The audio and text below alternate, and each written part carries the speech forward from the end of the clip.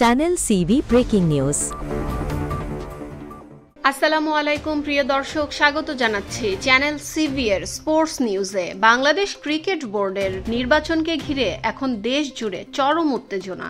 Cricket অপারেশনসে ভূমিকা রাখতে আগ্রহী হয়ে তামিম ইকবাল পরিচালক পদে প্রার্থী হয়েছিলেন, কিন্তু 1 অক্টোবর মনোনয়ন প্রত্যাহারের শেষ দিনে তিনি নিজের প্রার্থিতা তুলে নেন।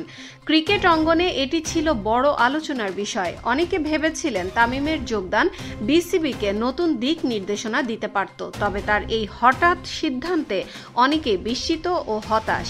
এই উত্তেজনা আরও বাড়িয়ে দিয়েছে নির্বাচনকে ঘিরে নাটকীয়তা।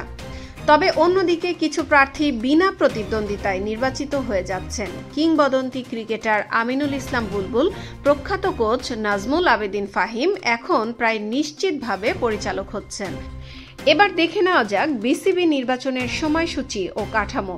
পরিচালক নির্বাচন এই 6 অক্টোবর সকাল 10টা থেকে বিকাল 4টা পর্যন্ত। ফলাফল ঘোষণা একই দিনে সন্ধ্যা 6টায়। মোট পরিচালক 25 জন।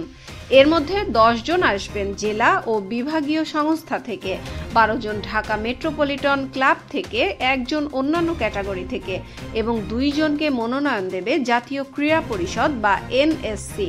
গুরুত্বপূর্ণ বিষয় হলো সভাপতি হতে হলে আগে পরিচালক হিসেবে নির্বাচিত হতে হবে।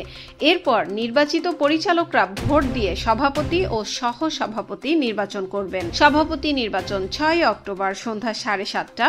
ফলাফল ঘোষণা রাত 9টার মধ্যে।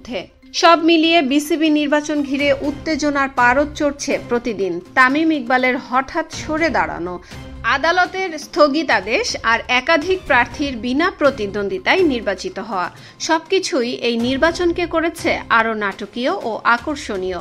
আপনার মতে কে হচ্ছেন বিসিবির পরবর্তী সভাপতি? কমেন্টসে লিখে জানান। বাংলাদেশ ক্রিকেটের নির্ভরযোগ্য সব আপডেট পেতে চ্যানেলটি সাবস্ক্রাইব করুন এবং বেল আইকনে ক্লিক করে সঙ্গে থাকুন। ধন্যবাদ।